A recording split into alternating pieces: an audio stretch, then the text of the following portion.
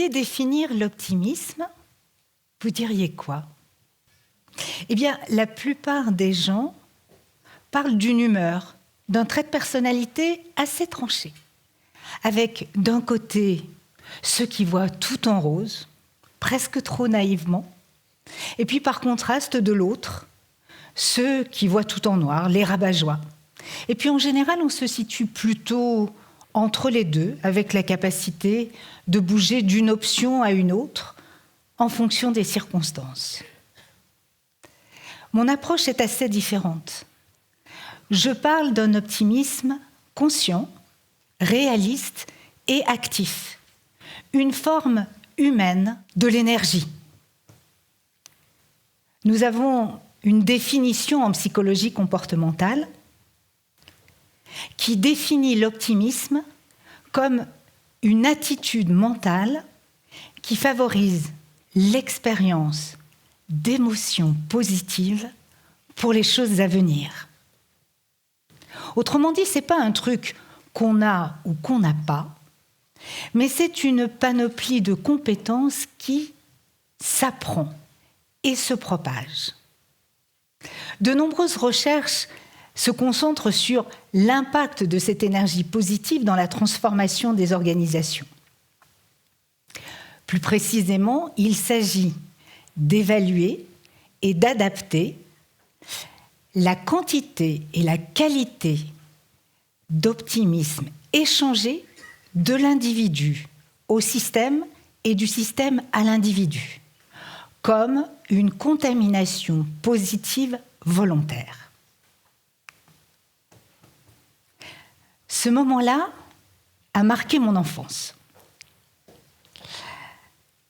Parce que quand cette image est apparue sur le petit écran, toute ma famille a sauté de joie. Et ils avaient au moins le même enthousiasme que les gens de la NASA. Alors pour moi, ça a été une très grande surprise parce que je ne savais pas du tout jusque-là qu'ils avaient participé au lancement du projet. Et puis quand mon petit cousin a couru autour de la table en me disant « Waouh, on va aller se promener dans les étoiles », alors là. Alors, on n'y est pas tout à fait, mais on sait que c'est une possibilité. Mais ce qui est intéressant dans cet exemple, c'est ce qu'on peut réaliser grâce à l'optimisme collectif. Ce grand pas pour l'humanité, comme l'a dit cet astronaute, ce premier, ce n'est pas un leader qui l'a décidé. C'est ma famille. Enfin, c'est nos familles. C'est tous les enfants qui, depuis si longtemps, ont levé les yeux au ciel en espérant aller se promener dans les étoiles. Et l'optimisme, nous avons tous un capital de départ. Cette course-là, que vous me croyez ou pas, vous l'avez gagnée. Vous, et pas quelqu'un d'autre. Vous êtes le fruit de l'optimisme du principe de la vie. Alors vous pouvez vous le dire au quotidien. Je suis unique et magnifique. Si, tous, absolument tous. C'est tout simplement vrai. Ce qui est vrai aussi, c'est que ça demande un peu d'entraînement de le croire et puis de se le dire. Mais vous ne partez pas de rien. Votre capital de départ, vous l'avez fait fructifier. Vous l'avez fait fructifier chaque fois que vous avez pris une décision importante, audacieuse. Comme par exemple, vivre à deux, avoir des enfants, lancer un projet, tiens. Rappelez-vous les moindres détails de ce moment, de cette énergie au top. Ressentez-les à nouveau. Vos pensées, vos émotions, vos sensations, votre corps. puisque vous avez mobilisé ces ressources alors, vous pouvez à nouveau le faire. L'optimisme, c'est comme un muscle qu'on peut développer et entraîner. Alors, bien sûr, il n'y a pas une seule méthode valable pour tout le monde. Chacun doit trouver la sienne. Et chacun peut adapter son niveau d'énergie à ses besoins. Si vous visualisez un curseur de 1 à 10, et puis que vous placez votre niveau d'optimisme et puis ses fluctuations, vous pouvez alors y accorder la même attention que vous le feriez avec la charge de votre téléphone. Il suffit d'y penser, et on y pense pour notre téléphone. Alors pourquoi pas y penser pour notre optimisme? Et puis aussi, trouver la bonne connexion, le bon réseau. On ne va pas tous avoir le même, bien sûr. Et une fois que vous avez cela, vous pouvez l'activer en fonction de tous vos besoins. Et maintenant, il y a une question de timing, de tempo. Cultivez votre optimisme en premier, je dis bien en premier, avant de prévoir ou bien parfois de subir un changement. C'est justement ce qui vous permet de grandir, d'avancer. Aussi logique que de faire le plein avant de prendre la route. Et puis aussi, il y a autre chose. Il y a savourer sa réussite au tout début d'un projet. Visualisez, mais alors, comme au cinéma, tout ce que vous voulez accomplir. Réjouissez-vous par anticipation. Ça, c'est une super habitude, mais pas que. C'est aussi une stimulation très efficace. Quand la joie précède cet accomplissement, c'est un véritable antidote au stress. On en a besoin, non? Et puis aussi, un palliatif à la sinistrose ambiante. L'optimisme, ça s'apprend comme on le ferait d'une langue, d'un instrument de musique, d'un sport. On pratique, on pratique, on pratique. Mais avec l'optimisme, on a un bonus supplémentaire. L'impact est décuplé quand on est à plusieurs. Si j'en reçois, j'en ai plus. Et ce qui est épatant, c'est que si j'en donne, j'en ai plus aussi. Mon niveau monte. Imaginez cela dans les écoles, dans les familles, au travail.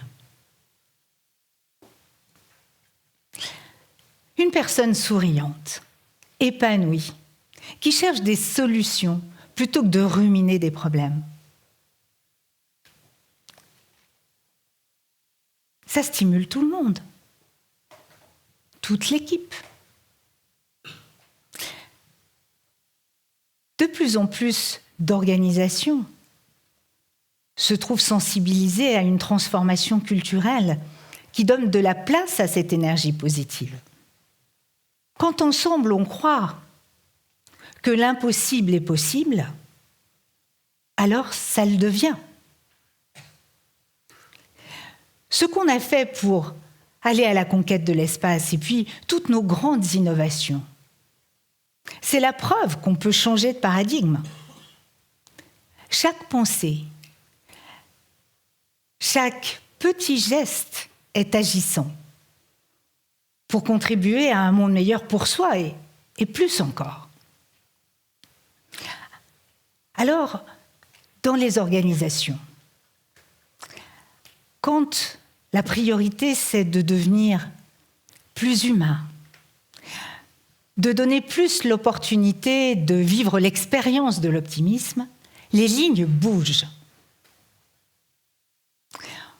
On passe de la recherche du profit à la quête de sens, à la vision partagée. Et ça donne plus de clarté, plus d'inspiration au quotidien. On passe des structures hiérarchiques à des structures de réseau, dans lesquelles chacun peut exprimer ses talents avec beaucoup plus d'autonomie. On passe de la pratique du contrôle à la responsabilisation individuelle et d'équipe. Et puis, on passe des pratiques de planning, de procédures très strictes, à un développement continu, une expérimentation, un apprentissage par les succès comme par les erreurs. Et puis enfin, on arrête avec la culture des silos, du secret, de la rétention de l'information, et on passe à des structures plus plates, plus fluides, à la transparence, au flot des informations, autant opérationnelles que stratégiques.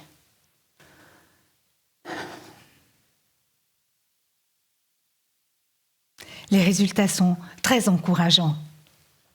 Et puis il y a encore plein de découvertes à venir.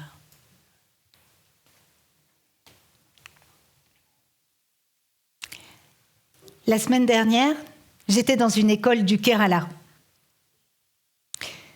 C'est une province du sud-ouest de l'Inde, magnifique.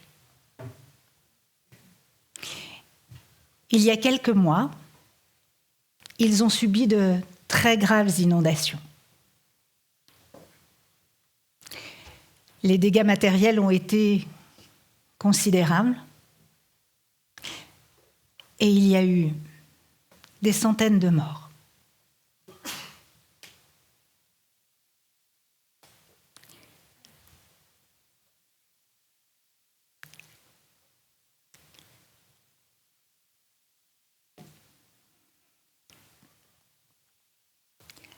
La semaine dernière, c'était la fête nationale. Les villes étaient décorées partout. Des ballons, des fleurs, une explosion de couleurs. Et surtout, sur tous les visages, des sourires resplendissants, mais des si beaux sourires.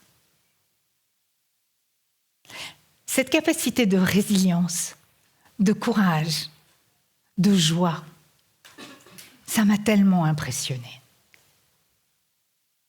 C'est exactement cet optimisme de culture que je rêve de voir se répandre partout.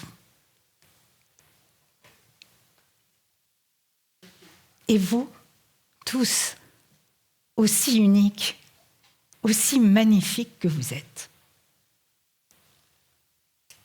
Et vous, avec le plein d'optimisme,